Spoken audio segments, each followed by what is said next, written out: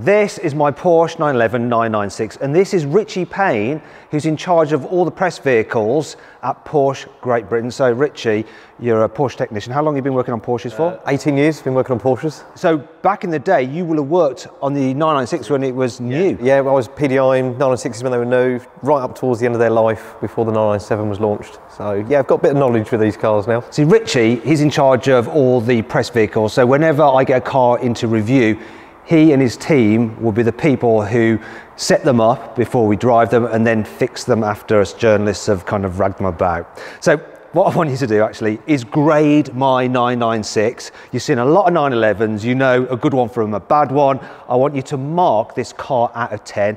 And what we'll do, we'll look around the exterior, the bodywork, you'll mark that out of 10. The interior, you'll mark that out of 10.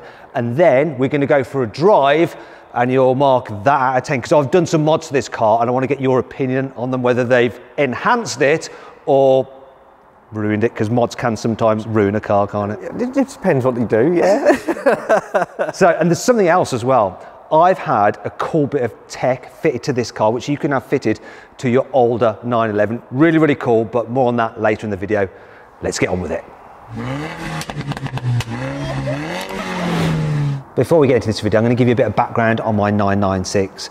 So I bought it in 2016. It's actually a 1999 model year. I paid £16,000 for it, and at the time it had 55,000 miles on the clock. Now, if you're thinking about buying one of these cars, they have gone up in value a little bit, and obviously if you are buying one, you need to do a vehicle history check on it, and I recommend using CarVertical.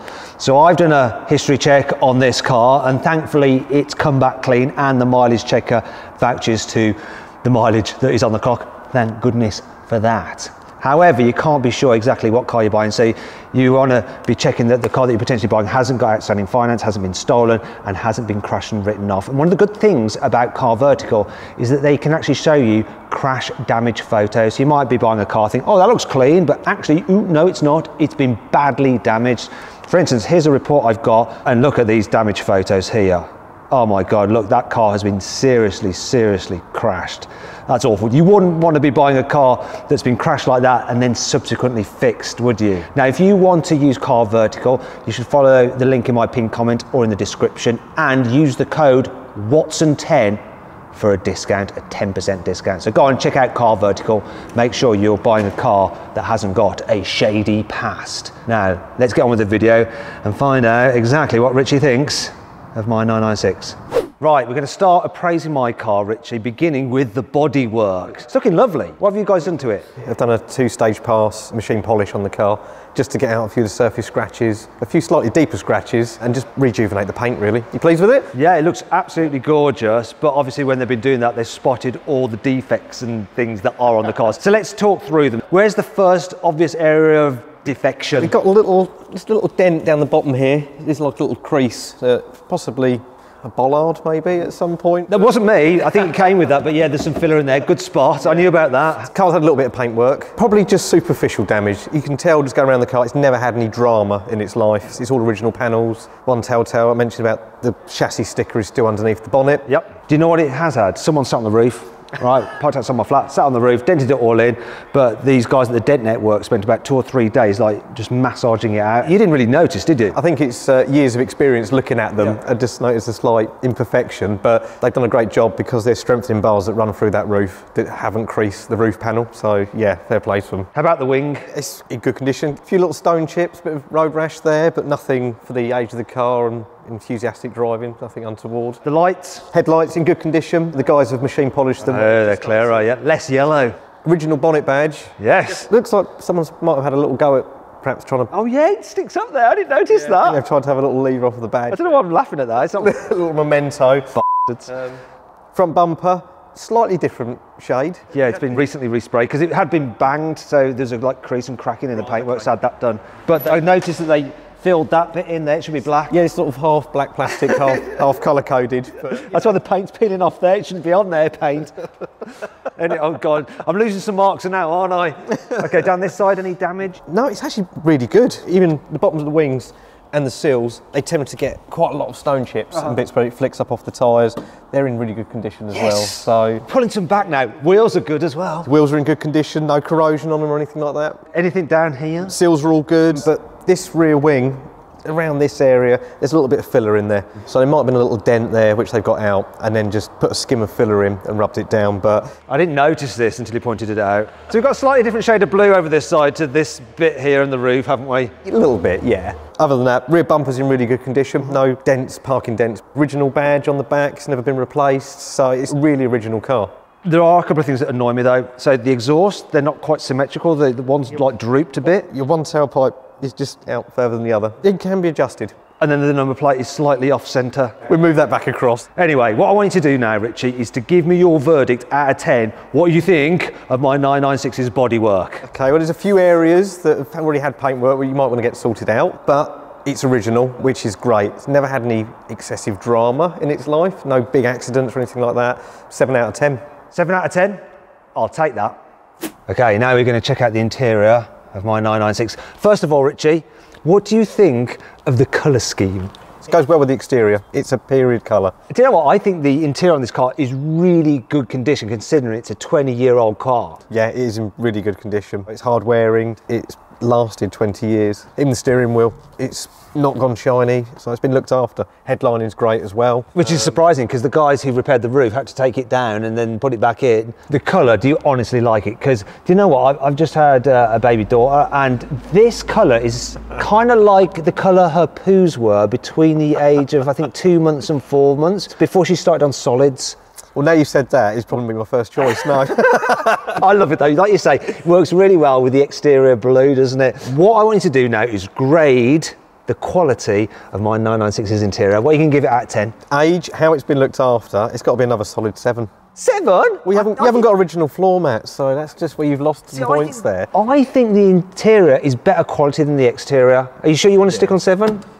Well, all right, you get an 8. All right, I'll have an 8.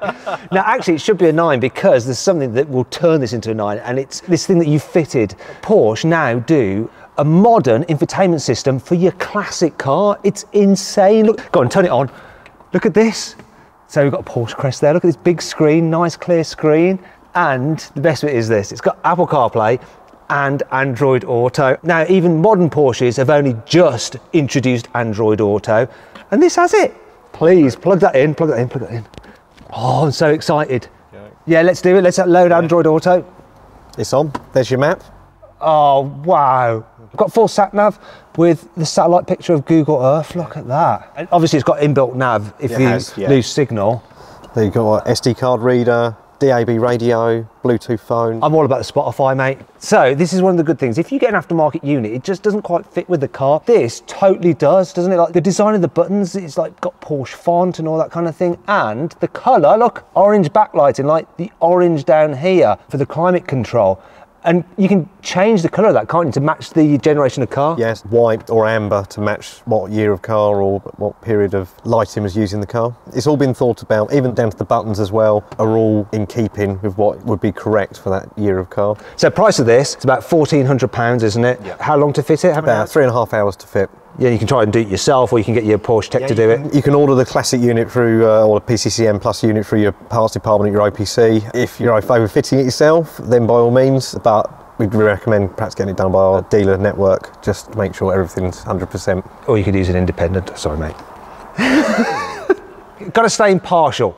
And I am partial to this. This is brilliant. The only trouble is it's got the protective film on it. I really struggle to remove those. Oh, you've got to take that off. No, I don't. I want to leave it on for a minute. Oh, God, I'm going to scratch it now. Anyway, do you know what we need to do now? You've got to appraise what this car is like to drive. Let's go for it. Right then, Richie, you're driving my car. Yes. First things first, we've got the window down. I want you to hear my modified exhaust. We've got a wall next to us. Go on, give it some. All the way, all the way, all the way, more.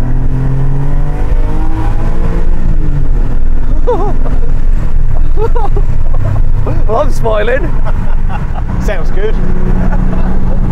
I just got some guy for a couple of £100 to put a bypass pipe round the main exhaust boxes, and it just makes that noise. It's got a nice tone to the exhaust. It does sound good. It does, and it's not too intrusive in the car. So I'm pleased with that, and you like that then? Yeah. I like that, yeah. So you did just accelerate quite seriously then. What do you think about the power from this engine? Does it feel like it's lost some ponies? As soon as it hits 4,000 RPM, comes on cam, and then you can just feel it picking up and pulling. So it pulls well. I'm impressed with that. It doesn't feel like it's lost anything. The suspension, we need to talk about the suspension because this has been fully polybushed with Powerflex polyurethane bushings. It's also got Öhlins road and track coilovers. It's also got Tarot anti-roll bars, so hollow sniffer anti-roll bars, and Tarot drop links, so quite an extreme setup. Yeah. What's it like? It's really compliant. Do you think so? Yeah, it's really compliant. I mean, I can only gauge it on GT3 because that's the most extreme setup that we have on like stock cars. It's so compliant over bumps. You get like now, you know, like the... This is bad here, isn't it? Yeah. So we're going through a 30 here. But it's not crashing or banging. Considering it's poly-bushed as well, yeah, I'm actually really impressed. So I haven't cocked it up? No, I was expecting it to be bouncing around like a rubber ball, to be honest with you, but it actually is really good.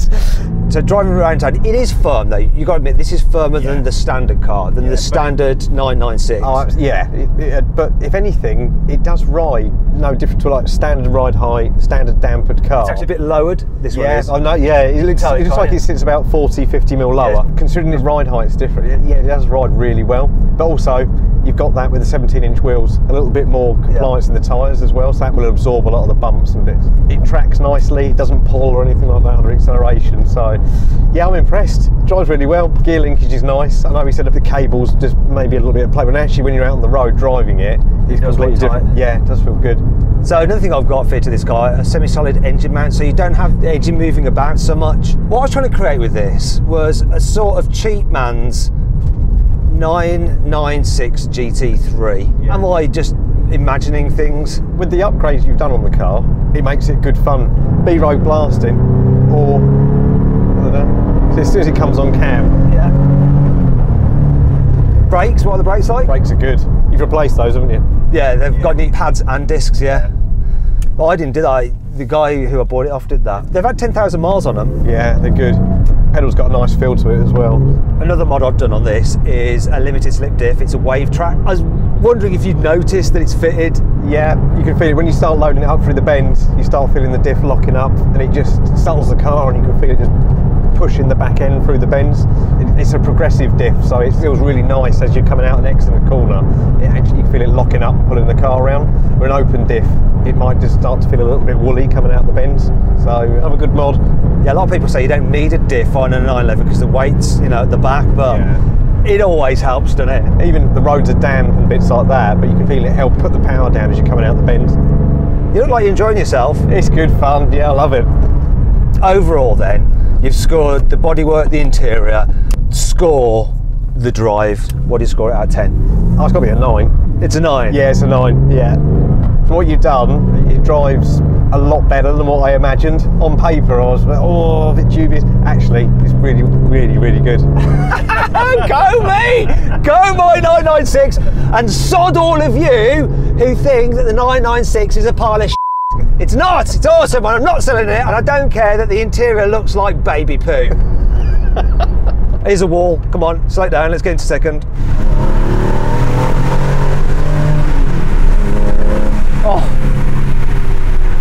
Oh, lovely. I'm happy with that. I hope you'll enjoy the video. If you did, give it a like. Let me know in the comments below how you rate my car out of 10. If you're thinking about buying a used car, you need to check out its history. Use CarVertical, links in the description and the pinned comment, and use the discount code WATSON10. Click on those windows there for some more videos. Thanks for watching.